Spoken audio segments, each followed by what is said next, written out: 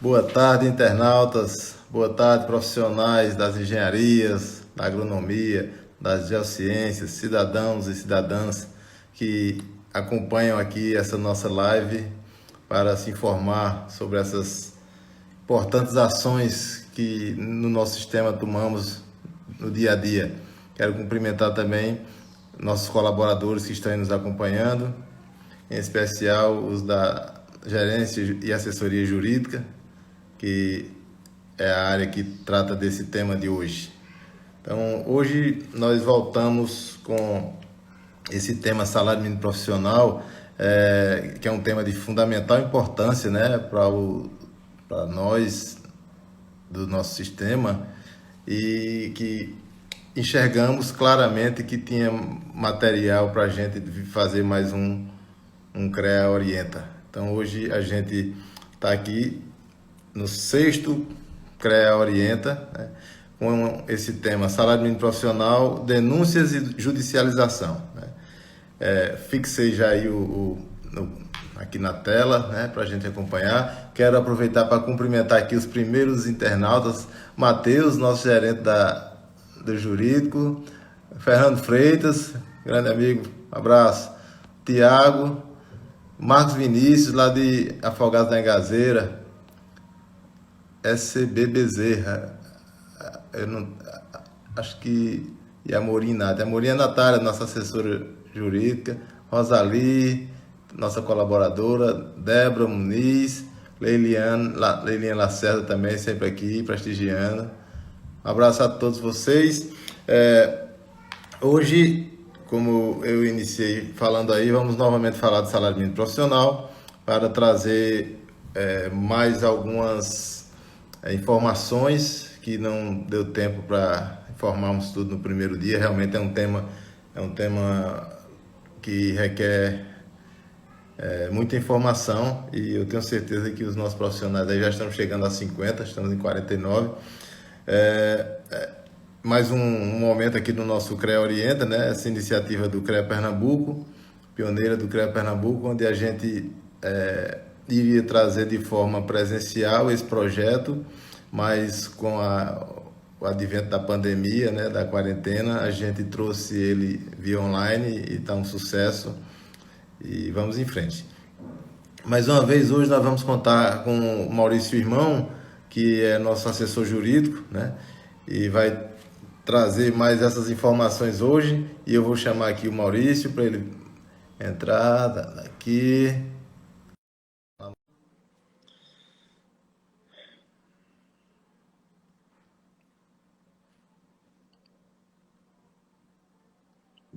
Boa Boa tarde. tarde, Maurício. Tudo bem, Boa amigo? tarde, Como é que tudo você está? jóia? Tudo jóia? Então, tudo em paz. Mais uma Tá me vez vendo nós bem, aqui. ouvindo bem? Tô sim, acredito que todos, né? Mas eu já estava explicando aí para o pessoal, né, que mais mais um CREA Orienta sobre salário mínimo profissional, porque realmente esse tema é muito vasto, né? E foi muito bem valorizado o primeiro. Aí a gente está trazendo agora mais informações, acredito que também vai ser bastante interessante. É, eu pediria, Maurício, que você, em breves palavras, se apresentasse aí, porque muito provavelmente vai ter gente aí hoje que não estava no outro, né? Então, você está com a palavra aí. E pode dar início já à, à apresentação, em seguida. Ah, muito obrigado, presidente. Agradeço novamente a confiança, o convite. E eu trabalho no jurídico do CREA, então temos sido desafiados a encontrar soluções e encaminhamentos para diversas situações. E o salário mínimo profissional é uma preocupação dessa gestão e a gente tem se debruçado sobre isso. Então, agradeço a confiança dos demais, a do jurídico, ao meu gerente e a doutora Natália também. Espero poder contribuir e, mais uma vez, trazer clareza para esse tema tão controverso ainda, depois de tanto tempo. Com certeza, Maurício, não tenho dúvida, viu, que você vai trazer sim. Vamos lá, pode começar. Bom, Uma das questões é assim... assim, vamos combinar então. Você Certo. faz um introito aí, depois eu trago algumas perguntas, porque esse dia de hoje é muito, né, Maurício, para a gente atender a perguntas também que foram colocadas, e a gente tanto está trazendo perguntas relativas a algo que foi discutido naquele dia, mas também coisas novas, mas tudo no sentido de trazer maiores informações. Isso. Essa temática ela está basicamente assentada em duas legislações que foram publicadas, né, que passaram a vigorar no Brasil em 1966.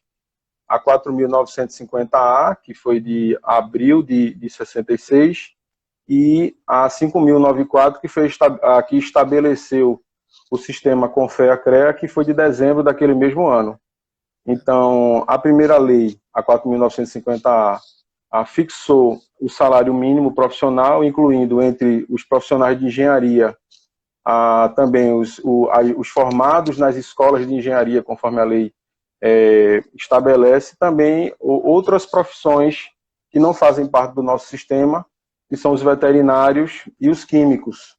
Então, só com o artigo 82 da Lei 5.094, vigente 8 meses depois, foi que o sistema se estabeleceu e firmou os conselhos regionais como os responsáveis também pela fiscalização do cumprimento e aplicação dessa lei. Então, daí a razão do CREA estar institucionalmente preocupado e interessado em oferecer soluções, sobretudo para as questões que já se inviabilizaram ao longo do tempo, como, por exemplo, a aplicação dessas normas no âmbito dos servidores públicos estatutários, encontrando atualmente alguma dificuldade entre os seletistas, servidores públicos, e continua também a sua aplicação e a sua vigência em relação ao setor privado. Então, são muitas as questões e, ao longo desse tempo, o CREA tem se empenhado, sobretudo nos últimos 2 anos, eu acredito, que essa temática tem feito parte do nosso cotidiano, no intuito de tentar ressuscitar algumas discussões que já estavam mortas e enterradas, e a gente acredita que conseguiu encontrar alguns caminhos viáveis que vão nos conduzir em algum êxito, em algum caminho, em alguma discussão, que é o que a gente pretende. Justamente. Inclusive, eu quero aqui deixar como aperitivo, né, que nós vamos tratar aqui hoje também de como estão nossas ações diante das prefeituras que têm lançado editais, né, sem obedecer ao salário mínimo, e talvez assim a gente já tenha hoje uma ideia, né, Maurício, de que até as questões também de editais de governo de estado também, onde tem aquela questão que muito se fala, muito se reclama, com todo o direito, de funcionários estatutários mesmo, mas que estão no cargo com o nome de analista, né? Vamos falar sobre isso também. Isso. Mas, para seguir uma sequência aqui das perguntas que foram feitas da outra vez, e eu digo, Maurício, todas essas perguntas que eu vou te fazer agora, elas foram enviadas por internautas, por profissionais ou cidadãos, mas por internautas que assistiram a nossa live de 2 semanas atrás. Então, a primeira pergunta aqui. Qual o salário mínimo dos engenheiros, dos agrônomos, dos geocientistas? Tanto por jornada de trabalho mensal, como por hora? Faça uma explanação aí para nós, Maurício, por favor. Certo. De forma muito direta, para a carga horária de 6 horas diárias, com 36 semanais e 180 horas mensais, o salário mínimo para essa categoria é de 6 salários mínimos. Então, mas essa primeira lei, a 4.950-A, ela estabeleceu um acréscimo de 25% por hora excedente quando esse profissional trabalhar mais de 6 horas. Então, de forma muito direta... É aquela conta rápida que a gente faz, que com 8 horas dá 8 salários mínimos e meio, né? 8 salários mínimos e meio. Então, a gente tem 6 salários mínimos para o profissional que trabalha 36 horas semanais, 180 horas mensais, e nós temos, 8 salários mínimos e meio para o profissional que trabalha com hora excedente, com as 220 horas mensais, as 44 semanais e as 8 horas diárias, que é o comum no nosso dia a dia, né? As empresas contratarem profissionais para trabalharem por 8 horas. Então, nesse caso, considerando o acréscimo e o cálculo que a lei recomenda, que a lei impõe lá, dá 8,5 salários mínimos. Então, 6 para 6 horas e 8,5 para 8 horas diárias de trabalho. Certo. Basicamente, as legislações trabalham dessa forma. É isso aí, né? Então, a segunda pergunta, ela tem a ver também com carga horária e salários. Aí ela pergunta assim, para uma carga horária de 4 horas diárias ou 20 horas semanais, qual seria a remuneração mínima por lei? Há uma proporcionalidade? Veja, Como funciona, Maurício? isso. É proporcional. A base de cálculo, essa lei que mencionei, a 4.950-A, ela inicialmente, como ela foi publicada primeiro, ela introduziu uma variação considerando o tempo de formação dos profissionais. Então, os profissionais que se formassem com tempo até 4 anos ou menos, eles receberiam 5 salários. E os que se formassem com tempo superior a 4 anos receberiam 6. O artigo 82 da 5.094 suprimiu essa variação. Então, no caso dos profissionais submetidos ao sistema Confea-CREA, a base de cálculo é sempre 6 horas. E as horas excedentes são sempre como excedentes. Então, quando a gente faz essa pergunta, e se o profissional trabalhar menos de 6 horas? Então, a compreensão é que o cálculo é feito de forma proporcional. Qual seria o valor da hora, considerando 6 horas de trabalho? Então, se ele não vai trabalhar além das 6, não há que se falar em aplicação de valor excedente. Mas a gente usa a base de cálculo de 6 salários para chegar no valor do proporcional à hora inferior. Então, no caso de 4 horas, você pega o valor das 6 horas, divide, fazendo o cálculo da forma 180 horas, chega no valor da hora e multiplica por 4. E aí você tem o valor que corresponde ao trabalhador que trabalha 4 ou até menos, né? Certo. A terceira pergunta também é sobre o salário mínimo profissional. Aí ele pergunta se deve ser pago ao profissional recém-formado. Sim, sim. O salário mínimo profissional, ele é pensado para estabelecer esse mínimo, inclusive para o profissional em início de carreira. Então, a tendência é que, com o tempo, os profissionais passem a valer mais, vamos usar essa terminologia. Tá. Então, esse mínimo é para evitar uma depreciação do profissional, inclusive em início de carreira. Mas não apenas isso, mas, sobretudo, no início de alguma jornada de um profissional com qualquer tempo de serviço em alguma empresa, em algum ambiente novo de trabalho. Muito bem. Eu vou interromper um pouquinho o que eu falei aqui, de fazer logo todas as perguntas, porque eu estou vendo que tem uma pergunta, não é nem uma pergunta, aqui é uma afirmação, da C. Silva Eng, deve ser Cecília Silva Engenheiro, alguma coisa.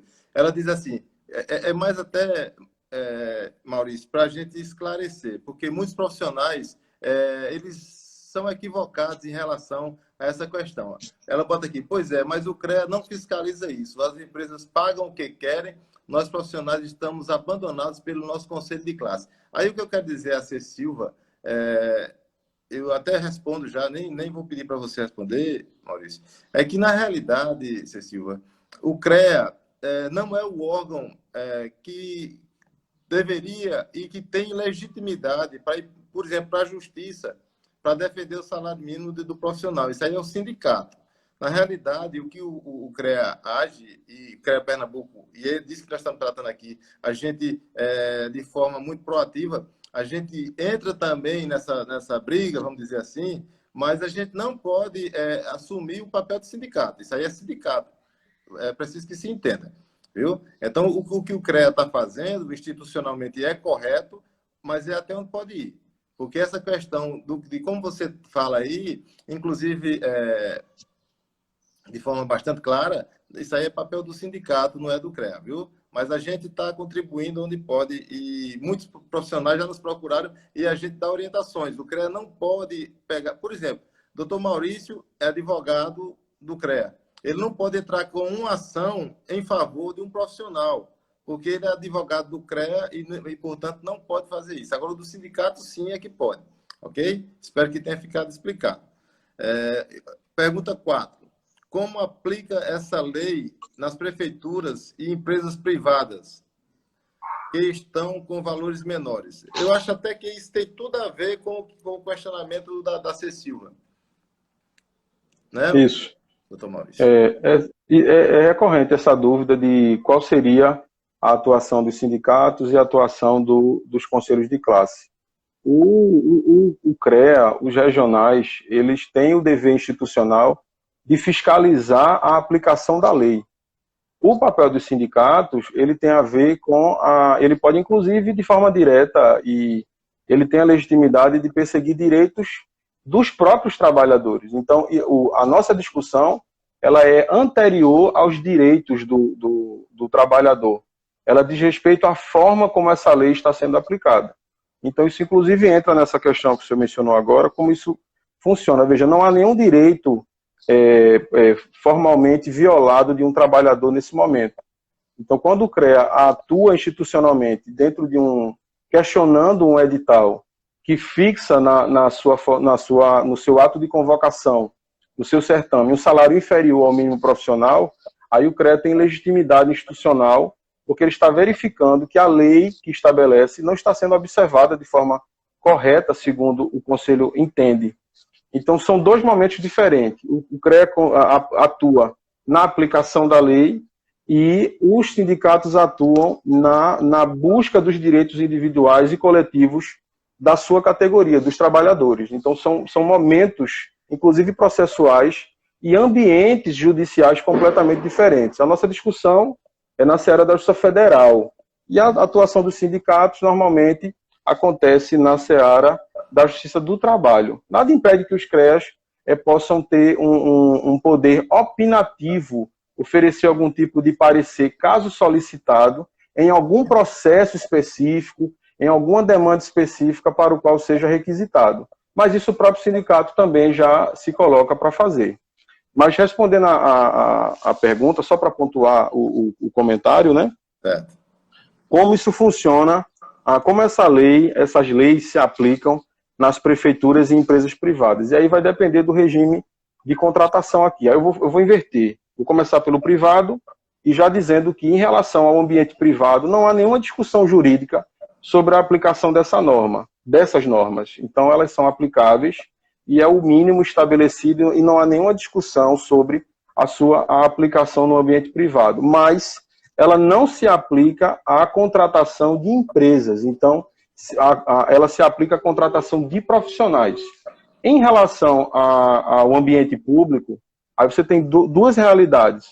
O servidor público seletista e o servidor público estatutário. O servidor público seletista, submetido às leis do trabalho, a CLT, ele, como é o nome, existe alguma dificuldade na aplicação dessa norma, mas ela é mais frequente de acontecer. Você consegue viabilizar mais essa aplicação por conta das disposições constitucionais que estabelecem a aplicação do mínimo. O regime estatutário é que tem sido, nas últimas décadas, a grande dificuldade, porque já tinha sido consolidado, e é assim que os municípios têm entendido, que não se aplicaria essas leis aos servidores estatutários em razão de uma inconstitucionalidade entendida pelo Supremo Tribunal Federal na década de 68. Então, no ano de 68, aliás, após o veto presidencial a respeito da aplicação dessas leis no âmbito estatutário, no âmbito do ambiente público, o STF confirmou isso, e esse entendimento de não aplicação dessas leis aos estatutários vem sido reproduzido ao longo do tempo. Então, como é que isso tem sido aplicado? No ambiente estatutário não tem sido aplicado, e essa é uma das razões da gente estar fazendo essa live, porque a gente está reiniciando essa discussão, porque entendemos que é possível que se faça essa aplicação, né, dados os entendimentos recentes do Supremo Tribunal Federal. A gente compreende que, se a gente conseguir, será um avanço nosso aqui, né? Um avanço importantíssimo, aliás. Importantíssimo. Então, a regra é que, normalmente, os municípios, os estados entendam que não é aplicável essas leis por conta dessa inconstitucionalidade declarada há décadas atrás. Mas, a par de novos entendimentos do Supremo, a gente tem buscado caminhos de rediscutir isso, para que, assim como no ambiente privado, e assim como no ambiente público, seletista e também estatutário, a gente consiga renovar essa discussão e, quem sabe, oxigenar os entendimentos dos tribunais para que esses óbices sejam todos retirados e a gente consiga fazer valer o direito dos trabalhadores, né, dos profissionais. É como você disse ainda há pouco, Maurício, né? Vocês são muito cobrados por mim aí, né?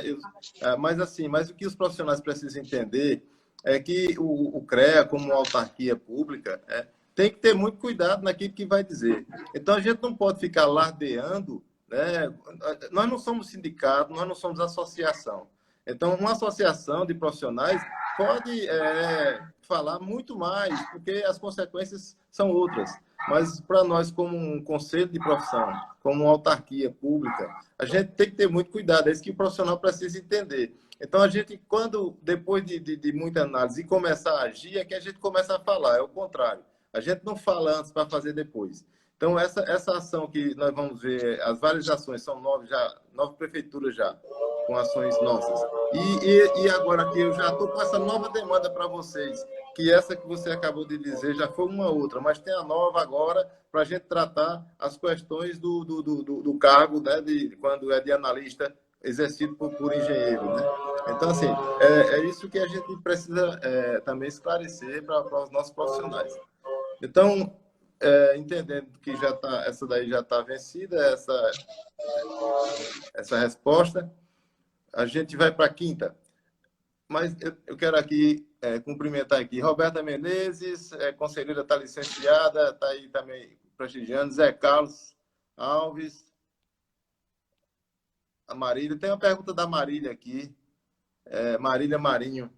Quando o concurso federal é para 40 horas semanais e não paga os 8,5 salários mínimos, eram todos mínimos, qual o posicionamento / atuação do CREA nesses casos? Acho que é justamente o que a gente já está falando aqui, né, Maurício?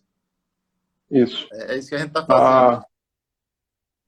A gente vai, eu acho que dentro dessa pergunta que ela fez, a gente pode, vamos dizer assim, ir para a grande questão de que por que a gente acredita que pode rediscutir essa questão da aplicação dessas normas no ambiente estatutário.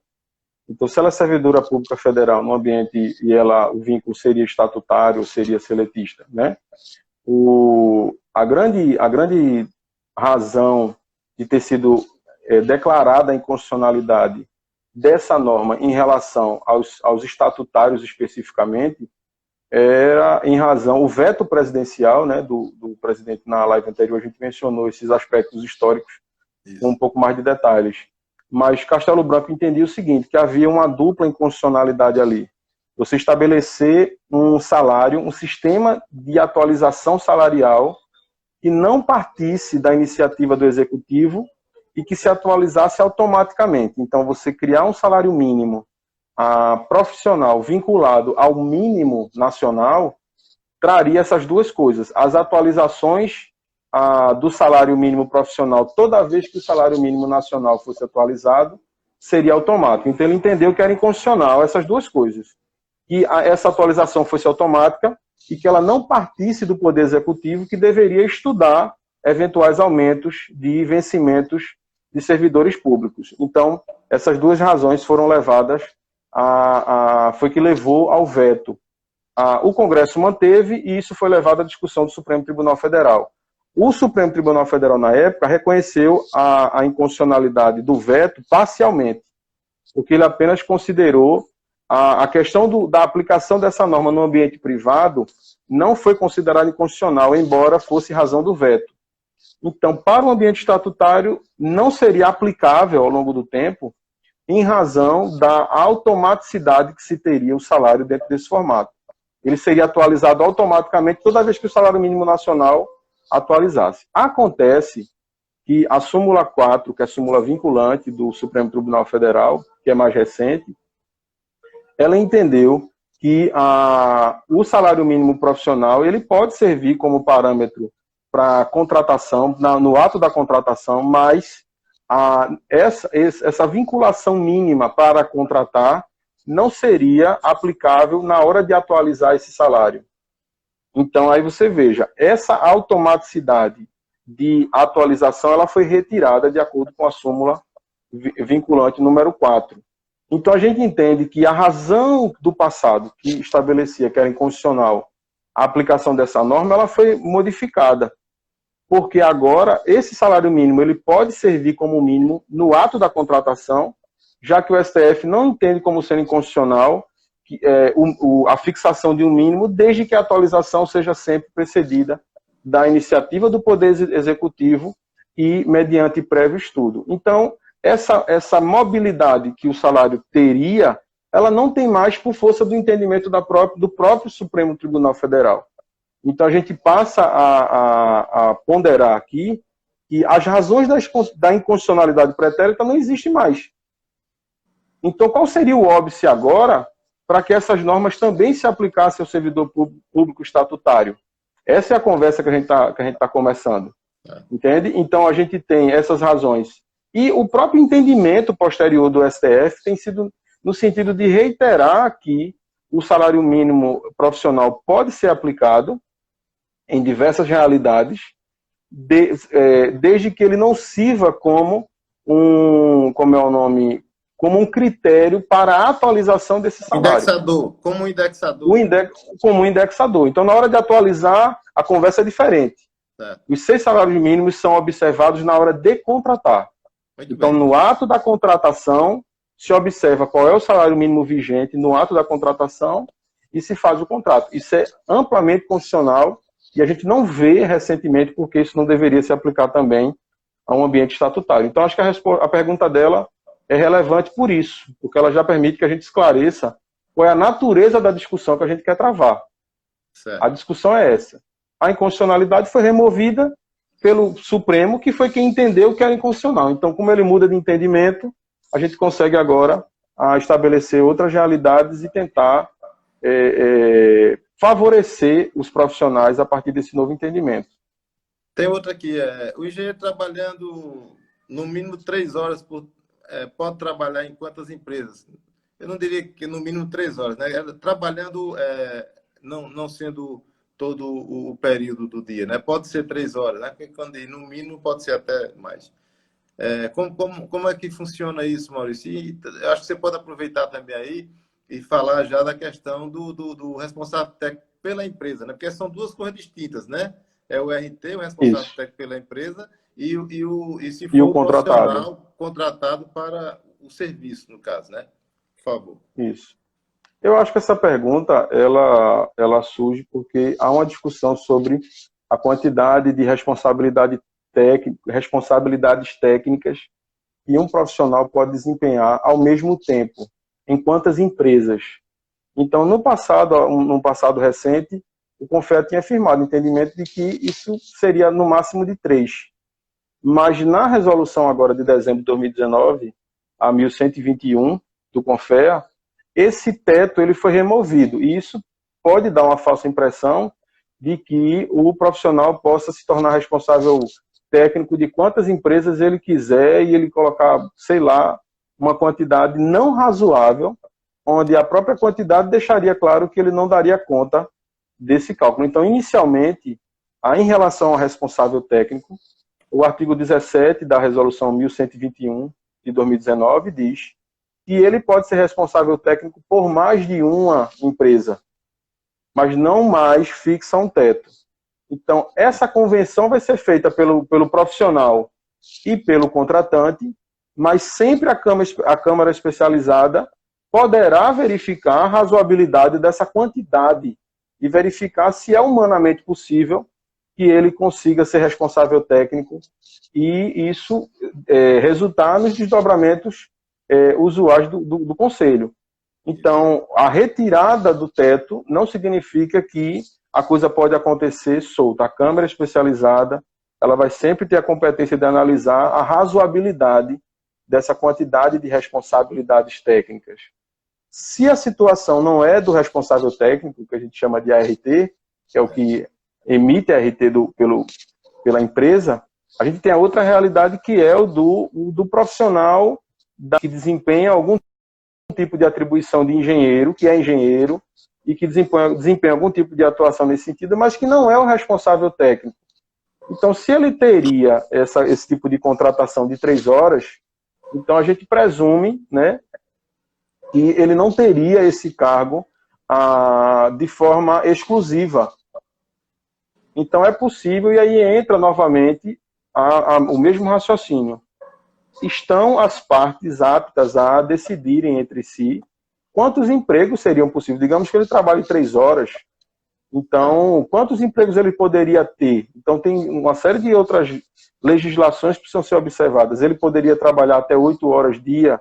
Será que seria recomendado que ele trabalhasse acima de 8 horas, que ele tivesse empresas que ele trabalhasse dia e noite? Então me parece que não é o objetivo da legislação. Então a gente vai sempre dizer aqui que a razoabilidade ela parte da convenção entre as partes, mas que o Conselho, a Câmara Especializada, sempre poderá interferir e observar como aquilo está sendo feito para evitar que, enfim, danos ou que um trabalho mal prestado seja oferecido, nesse caso, trazendo risco para a sociedade. Muito bem. Nós tenho aqui mais já provocações, assim, indagações, aliás, já de hoje aqui. A Jéssica diz: entrei em contato com o sindicato e a resposta foi que a prefeitura tem a discricionalidade sobre seus salários, portanto, não havia o que fazer. É justamente o que nós estamos enfrentando, né? O CREA está justamente enfrentando esse óbice aí. Já foi explicado. Eu até nem vou lhe pedir novamente, porque eu tenho certeza que isso aí já está bem claro depois que você falou. Acredito que essa pergunta foi antes de você explicar, Maurício. Aí a Ana Sobral pergunta: e os engenheiros estatutários de Pernambuco passaram a ser analistas? E o CREA, o que atuou? Justamente também você já explicou. Os estatutários, agora que a gente está enxergando essa possibilidade de ação. Né, Maurício? Você já explicou isso aí, né? Isso. Aí vamos agora para a nossa relação aqui, que eu já estava pronto, depois eu volto para as outras. Quem é analista, sendo engenheiro contratado, não pode assinar profissionalmente? Eu entendo que é assim, aquele caso até que eu citei já aqui, quem é contratado como analista, mas ele vai ou não assinar como engenheiro os projetos e serviços? Eu entendo que é assim. Que é essa indagação. Vamos lá. Como é o nome? Essa indagação com relação aos analistas, que seria uma mudança da denominação do cargo de engenheiro, e aí normalmente a gente tem recebido pelo menos algumas perguntas recentemente sobre isso, como assim, dentro dessa tonalidade, né? O CREA não faz nada. Veja, o que é que está sendo, qual é o pressuposto da pergunta? É que o contratante estaria realizando algum tipo de camuflagem na contratação. Então, essa é uma acusação séria e que a gente só pode declará-la realmente depois de um processo judicial, no mínimo. E aí, para esse processo no qual se investigaria uma contratação errada, o Conselho não teria legitimidade para, vamos dizer assim, para intentá-la. Então, caberia à parte ingressar contra o seu contratante ou contra quem de direito e demonstrar que há uma camuflagem na sua maneira de contratar, e aí sim reverter a situação em seguida. Agora, qual é o caminho que a gente pode dar? Analisar as atribuições. Então, o engenheiro ele pode receber qualquer nominação do seu empregador, mas se as atribuições que ele desempenha são de engenharia, são do ramo da engenharia e dos demais profissionais submetidos ao sistema Confea-CREA, os profissionais das geociências e os agrônomos, também olhar as atribuições e você vai enxergar se o que você desempenha é de uma natureza ou é de outra. Se você enxergar que as suas atribuições são próprias do engenheiro, então as câmaras especializadas, o próprio Conselho pode auxiliar na análise dessas atribuições. Mas a prerrogativa de correr atrás, de demonstrar e de comprovar uma eventual camuflagem na hora de contratar é do próprio interessado. O CREA não tem legitimidade para atuar nesse sentido. E o empenho e o esforço do Conselho em deixar claro quais são as atribuições de quem, eu acho que só favorece esse tipo de investigação. Então, se há essa dúvida, você já tem todo um ferramental produzido pelas câmeras e pelo trabalho dos conselheiros nesse sentido, de saber o que é e o que não é próprio da atuação do engenheiro, onde tem sombra de conexão, de o engenheiro ou um técnico pode atuar de forma conjunta, onde eles se juntam, onde eles se separam. Tudo isso são estudos que acontecem recorrentemente e diariamente. Então, se há essa dúvida no profissional sobre alguma contratação, ele pode fazer isso. E, obviamente, o Conselho não apoia, não estimula e não fomenta nenhum tipo de ilegalidade, nenhum tipo de camuflagem. Agora, é uma acusação séria que merece uma investigação por quem alega, e aí, nesse caso, a gente pode ajudar com as ferramentas técnicas, dizendo, essa atribuição essa não é, mas não temos a prerrogativa de demonstrar e de comprovar isso. Isso aí é realmente um papel do interessado, é um direito pessoal nesse caso. Inclusive, tem aqui também, o CREA não pode entrar com ação conjunta, eu até já expliquei antes aqui, né? A gente não pode entrar com essa ação, que pode até orientar. E isso a gente faz já há vários anos. Né? Vamos lá. Agora, assim, presidente, só um comentário. A parte que estiver dentro de um processo nesse sentido, ela pode requerer do juízo que o juízo ouça o CREA. Sim, também. E o CREA vai dar um parecer nesse sentido. Lógico. Agora, não tem como o Conselho saber de todas as demandas que existem, entendeu? Agora, o CREA tem um posicionamento, tem uma referência técnica da área nesse sentido, e pode sim referendar essa ou aquela alegação de alguma parte, se realmente estiver de acordo com o posicionamento do Conselho.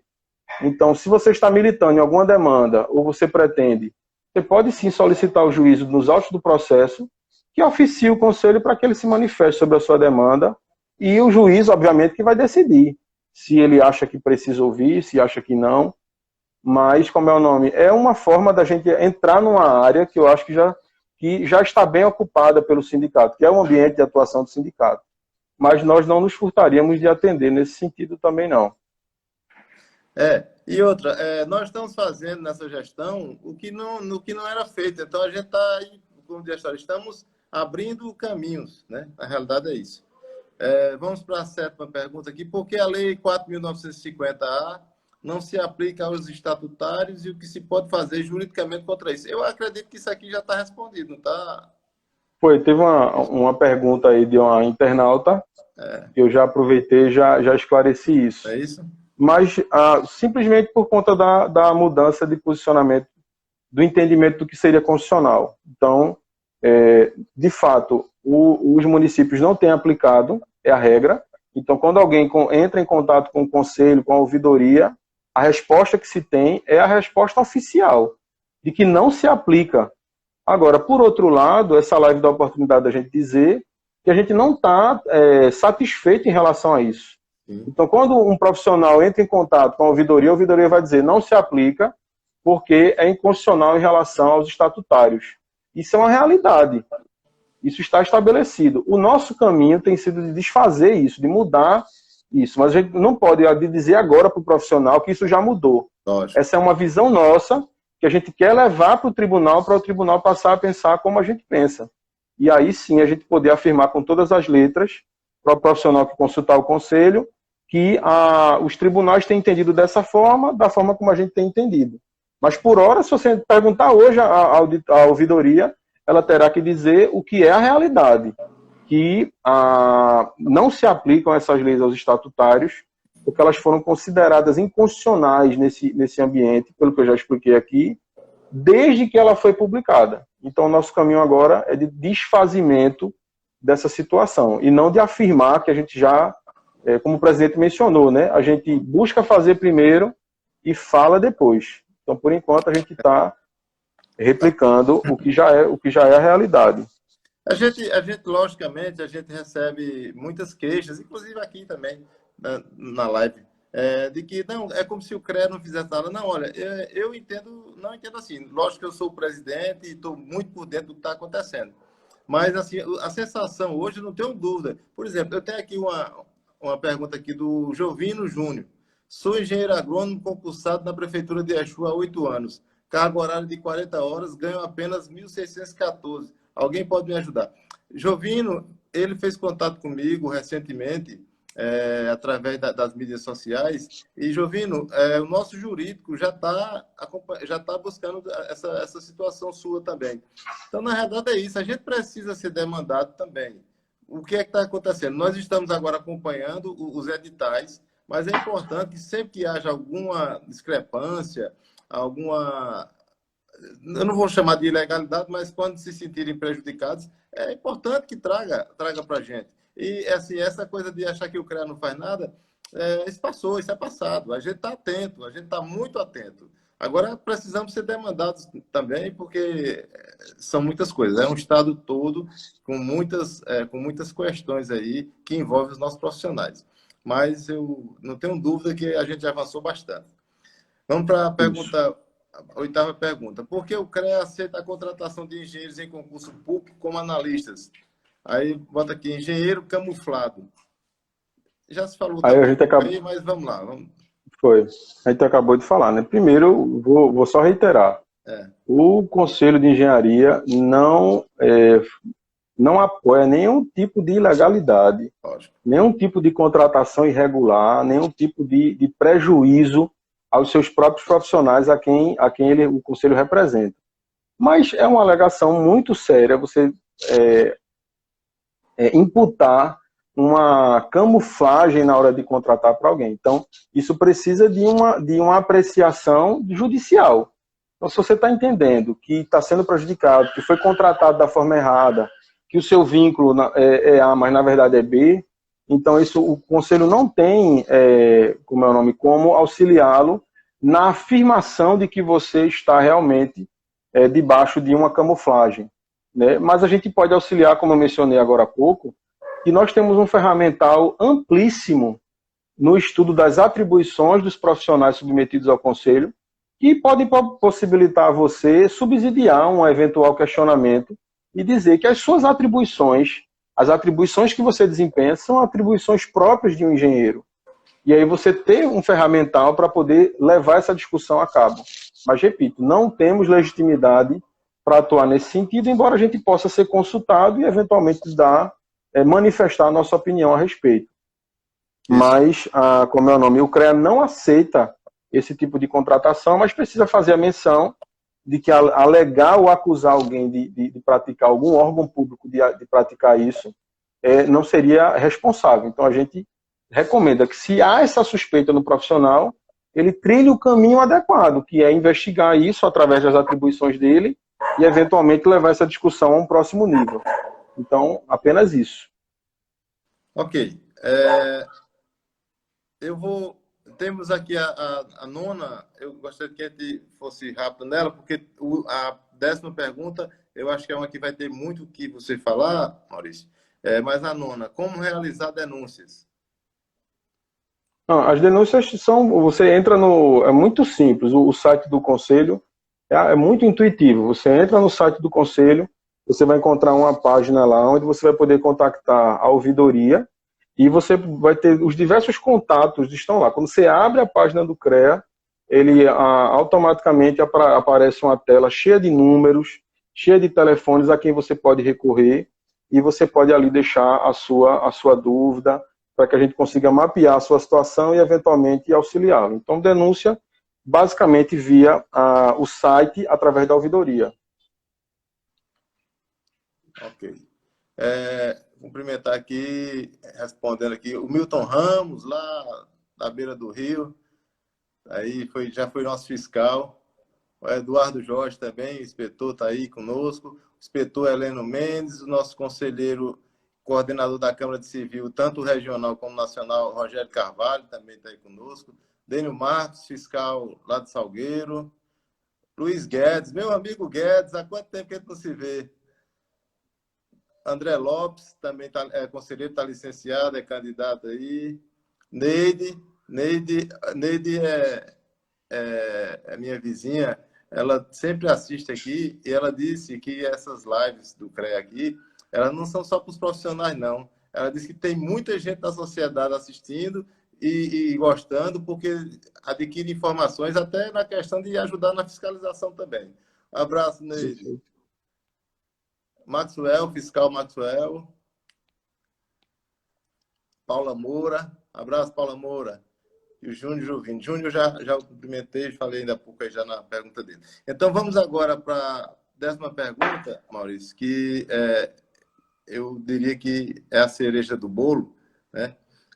Qual o papel do CREA e o que ele tem feito com quem descumpre, né, essa legislação? Aí tem aqui, as prefeituras notificadas pelo CREA Pernambuco em defesa do salário digno foram Goiânia, Palmeirinha, Cabo de Santo Agostinho, Belo Jardim, Recife, Gravatá, Araçoiaba, Abreu e Lima e Jurema. Eu queria que você fizesse a sua explanação aí sobre esse trabalho que vem sendo feito aí, tão bem feito por vocês, do jurídico nosso. Não. A par dessas outras perguntas que a gente já respondeu, eu mencionava aqui que a gente já tem um ferramental jurídico adequado que possibilita que a gente formule a compreensão de que nada impede que esse mínimo, que essas legislações se apliquem também aos estatutários. Então, a maioria dos municípios, esses que foram mencionados, eles têm contratado pela via do regime estatutário, como forma também de, como seria talvez o único dentre os regimes de contratação e ambiente de contratação, que estaria fora, abre aspas e fecha aspas, de discussão sobre a não aplicabilidade da lei, ou seja, se a lei não se aplica aqui, todo mundo vai contratar, tem contratado por essa via. E aí a gente tem entendido que cabe essa discussão. Então, nosso primeiro ato tem sido notificar essas prefeituras, a partir desses editais, da análise desses editais, verificando que eles não têm observado essa legislação, levando para eles essa discussão acerca da aplicabilidade dessas normas. Ou seja, o nosso primeiro passo é notificá-los e orientá-los nesse sentido de que se submetam a esse regramento e pedindo que apresentem suas razões e seus fundamentos de por que estão atuando dentro daquele procedimento. A partir dessa resposta, dessas notificações, é que a gente tem avaliado caso a caso quais situações seriam razoáveis para poder, ou seriam necessárias, né, quais situações demandariam realmente, deixando claro que o intuito do CREA não é comprar uma briga, mas sim de defender a aplicação correta da norma. Então a gente primeiro oportuniza esses municípios, esses estados, para que se adequem. Caso eles não se adequem, então a gente, a partir da sua resposta, a gente tem travado essa discussão a nível judiciário. A gente tem levado essa discussão para um patamar da judicialização. E lá a gente estabelece essa discussão da maneira como a gente tem falado aqui, ao longo da live. Então, o primeiro passo é notificar, ouvir as suas razões, e o segundo passo é avaliar se realmente ele pode se adequar, ele pode aquecer as razões que a gente está encaminhando via notificação, até agora não aconteceu, mas a gente tem a esperança de que pode acontecer. Mas caso não aconteça, e nos casos que não tenha acontecido, a gente já tem avaliado a possibilidade de ingressar judicialmente. Dentre essas prefeituras, presidente, que o senhor mencionou, a gente já judicializou contra o município de Gravatá. Então, eles abriram o edital agora, inclusive foi prorrogada a inscrição dos participantes em razão da pandemia, mas a contratação de engenheiros, engenheiro agrônomo, engenheiro sanitarista e engenheiro civil. E todos muitíssimo abaixo do mínimo profissional. Então, encaminhamos o ofício, eles responderam, e a partir de sua resposta, nós judicializamos. Eu não vou adentrar no mérito do processo aqui, até por uma questão de estratégia processual mesmo, para a gente também não ficar... não adentrar muito na discussão. Acho até que a gente já falou demais na live, mas tudo bem. Mas, a Carla brincadeira. Lira, ela pergunta aqui, ó, tem tudo a ver com isso que você acabou de falar. No caso de alguns concursos, como o de Gravatá, por exemplo, que abriu o concurso e o salário de engenheiro florestal era de R$2.000, qual seria a atuação do CREA? Está respondida aí, né, Carla Lira? Né? Vamos lá. A Marília está agradecendo aqui, parabenizando, aliás, por a iniciativa. Rogério também. Mari Costa. Vamos lá.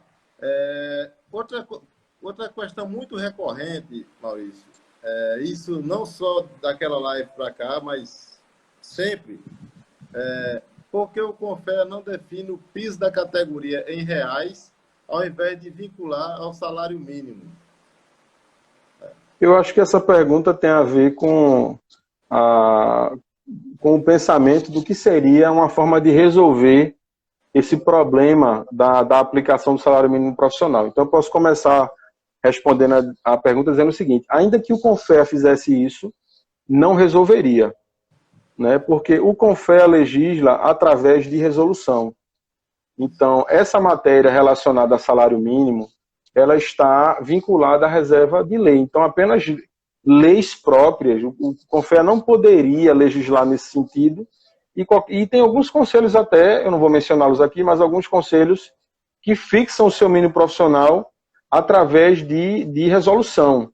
Só que isso não tem poder vinculativo nenhum, é apenas orientativo. Então, não haveria nenhum tipo de sanção se as empresas, enfim, se isso não fosse observado. Então, a primeira resposta que eu poderia dar é que o CONFEA poderia fazer, não há nada que impeça o CONFEA de fazer, mas como ele apenas legisla por meio de resolução, isso não resolveria o problema de aplicação ou de submetimento dos órgãos públicos, principalmente os estatutários, que precisam criar a lei. Né? Seria inócua, seria inócua. Né? Seria inócua, exatamente. Certo. Mas eu tenho uma informação para os internautas que existe um projeto de lei já tramitando. Inclusive, foi o CONFEA e os presidentes de CREAS que levaram essa demanda, dentre outras, né? Como vários outros projetos que estão tramitando também, que são de interesse das nossas categorias. Esse está tramitando também e acredito que não deve demorar muito. Que vai definir um salário mínimo e critérios de reajuste. Aí a gente sai dessa situação, como foi justamente citado aqui na pergunta. Isso. A PL, o projeto de lei que o senhor está mencionando é o 3451. Pronto. Ele é de 2019. Então, ele tem exatamente o seu objetivo é dispor sobre a remuneração de profissionais diplomados em engenharia, a química, a arquitetura, agronomia e veterinária. Então, passaria por parte das profissões que estão no nosso sistema, né? Justamente. Outra pergunta aqui: é possível a criação de uma tabela de honorários profissionais? Eu entendo que a pergunta é assim, pelo CREA, né? Deve ser isso. Igualmente, essa ideia da tabela de honorários, eu acredito que seria também uma maneira de tentar resolver esses impasses relacionados ao salário mínimo profissional, as remunerações. Então, quem tem tabela de honorários, também as tabelas de honorários não têm poder vinculativo também. No caso do CREA, o senhor pode comentar isso mais do que eu, a iniciativa parte das entidades de classe.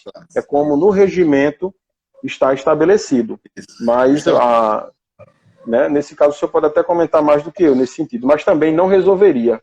A exemplo de uma resolução firmada pelo CONFEA, uma tabela de honorários não teria poder vinculativo também em relação a quem estivesse contratando. Só meramente orientativo, né? É orientativo, justamente. Essas tabelas, elas são produzidas, elas são definidas pelas entidades de classe, de cada uma das suas profissões, e ela é levada ao plenário do CREA para homologação, né?